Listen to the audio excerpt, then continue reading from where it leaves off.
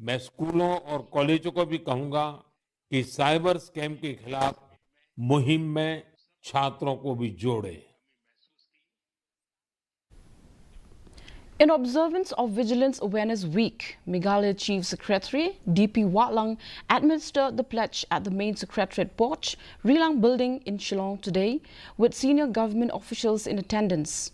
Organized by the Central Vigilance Commission, or the CVC, this year's Vigilance Awareness Week runs from today to November 3rd under the theme Culture of Integrity for Nation's Prosperity.